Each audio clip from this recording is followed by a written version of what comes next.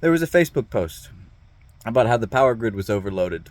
So some electric school buses valiantly put some of their electricity back into the power grid and saved the day. First of all, I see some flaws with this. Um, that wasn't enough to fix the problem. Second of all, a lot of people in the comments had that same point of view, which was that, wait a minute, didn't you take the power out in the first place? Aren't you the reason it's overloaded? I said the cookie jar was empty, so I put some cookies back. Actually, fair few cookies back.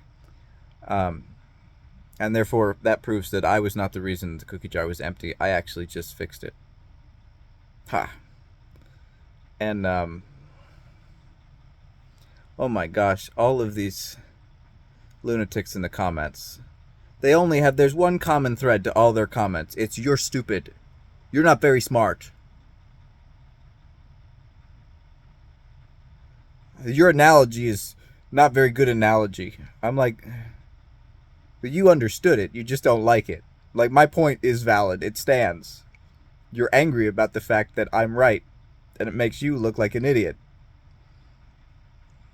And I love when people try to debate me on intelligence, because unbeknownst to them, who don't know me at all, they're just strangers on Facebook, I have been tested, and my IQ is higher than 999 out of 1,000 people.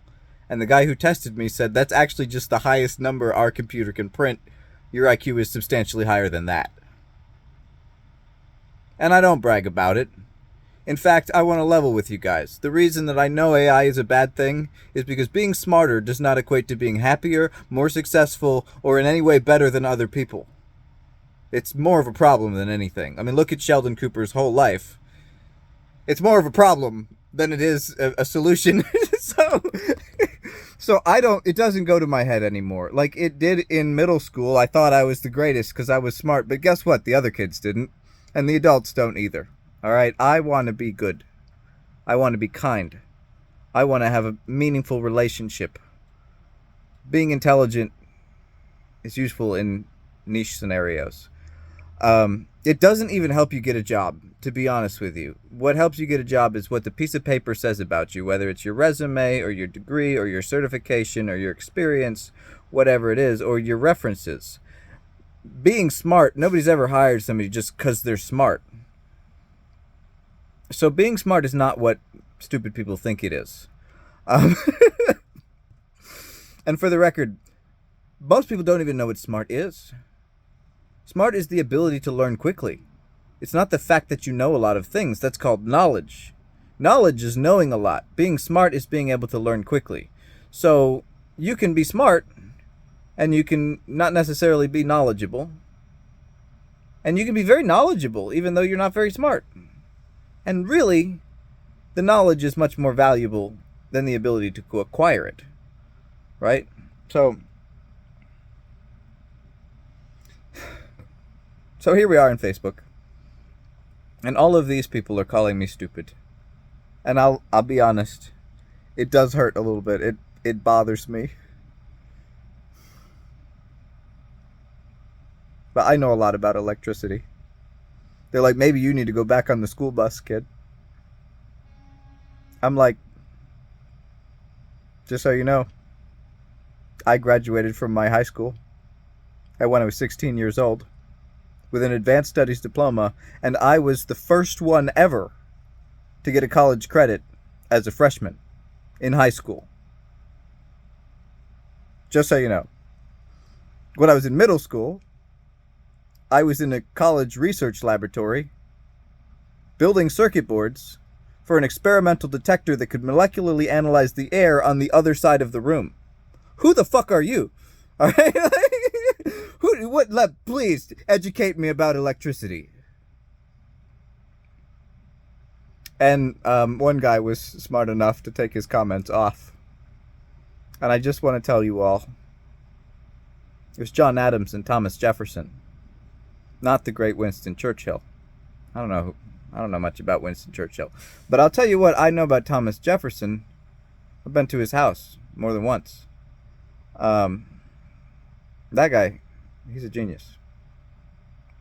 And he wrote down that his friend John Adams said,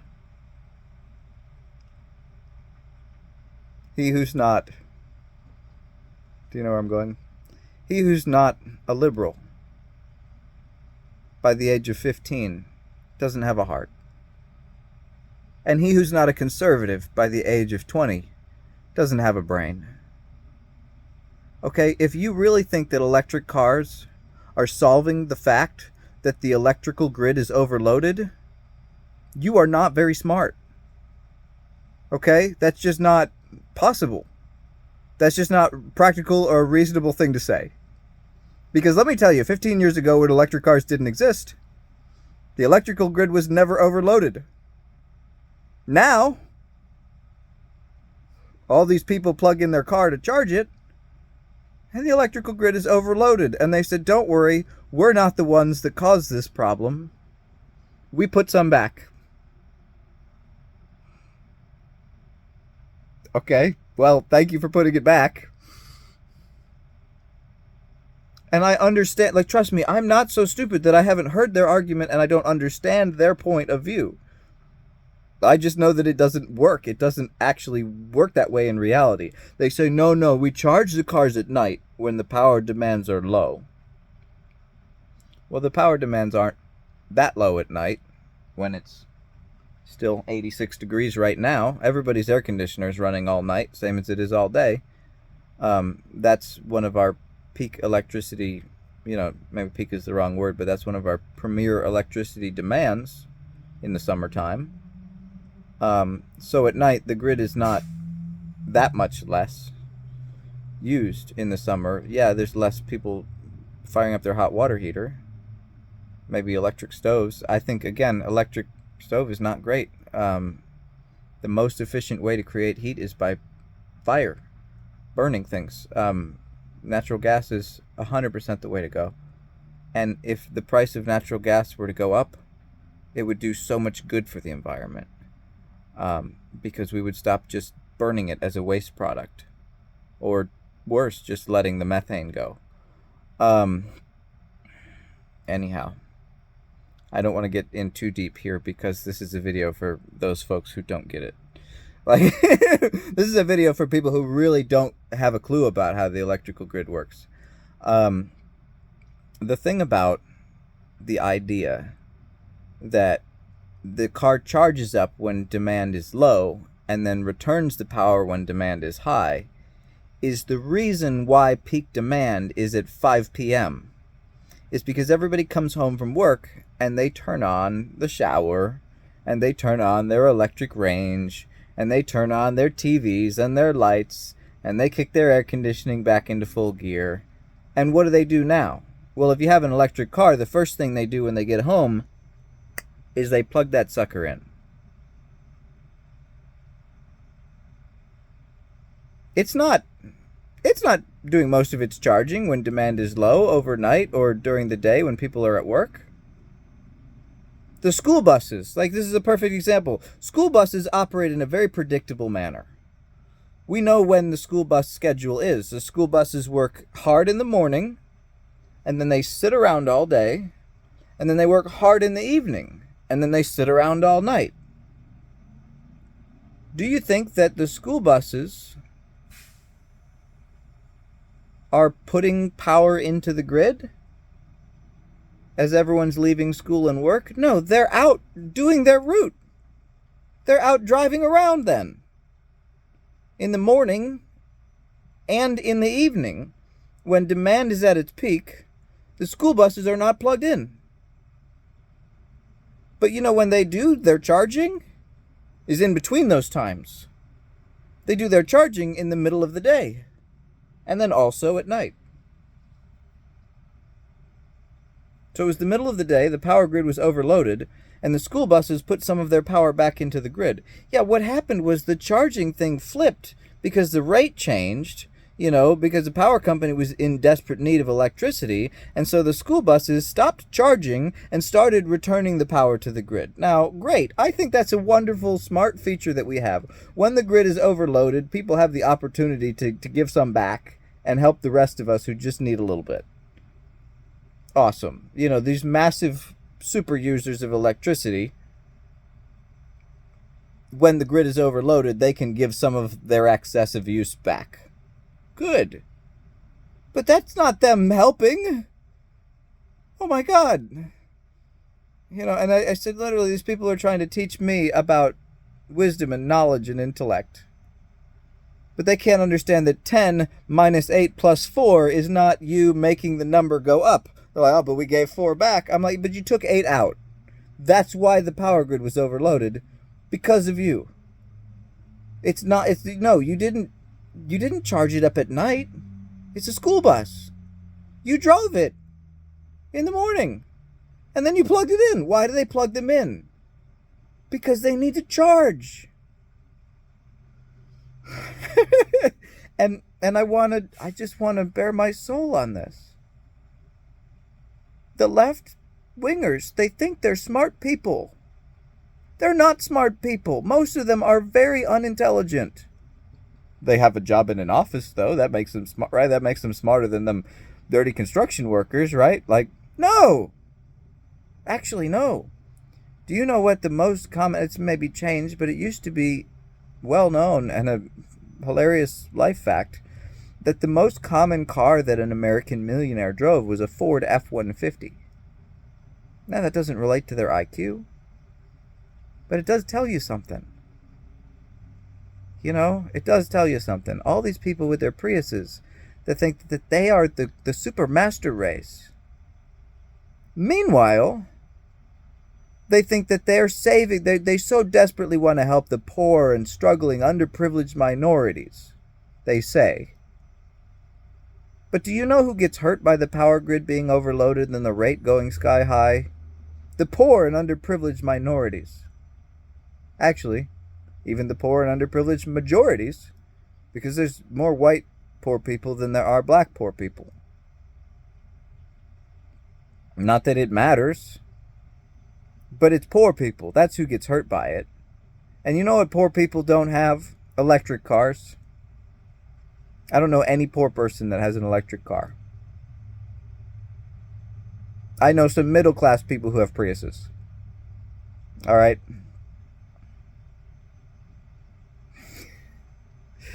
So, it does. It gets my knickers all twisted up. But I'm glad that I was able to let this out. And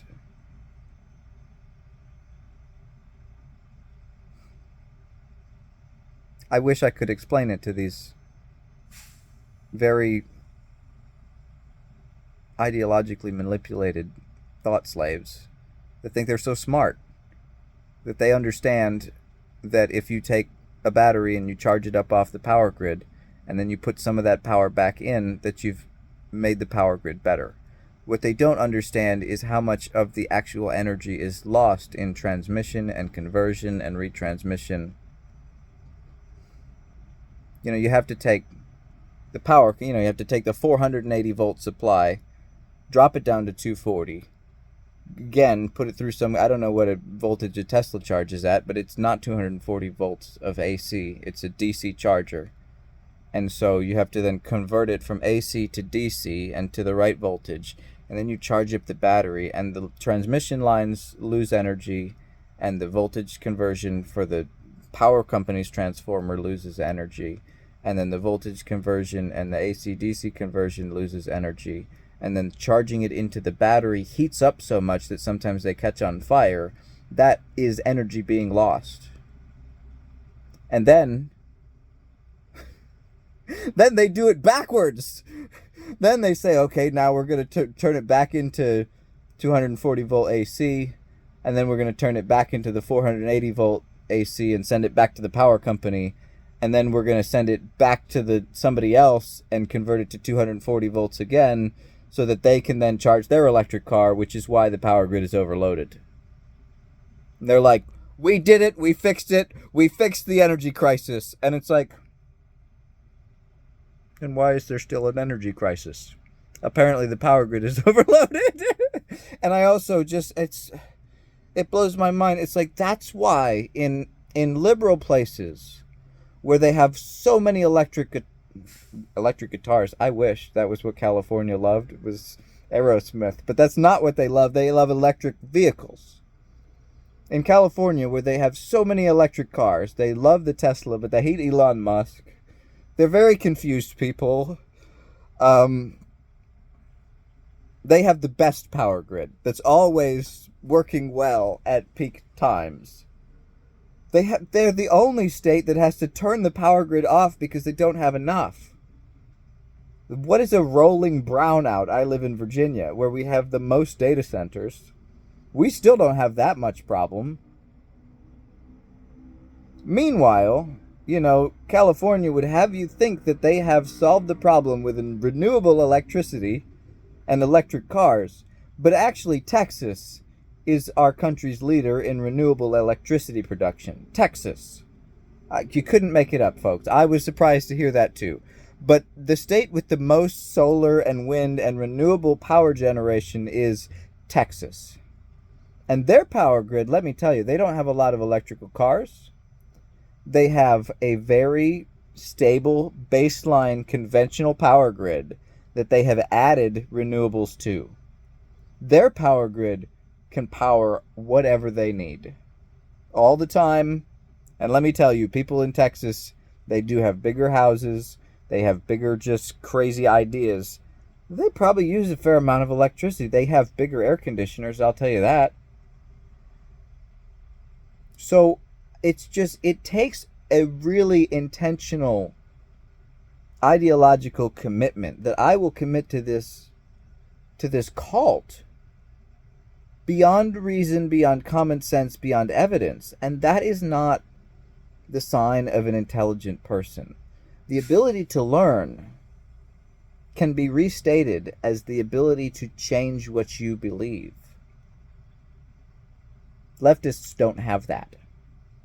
They don't have high intelligence. They have great hearts. They do. Not all of them, but many of them have very big hearts. They have a lot of good ideas. Not all good ideas work. Like they're always coming up with these new ideas, and some of them are wonderful ideas, and some of those even work. But the reason John Adams figured out, he said, if by the time you're 15, you don't think the world could be better, it's because you're a cold and miserable, selfish person. But if by the time you're 20, you don't say most of these new changes are not helping, it's because you're not learning.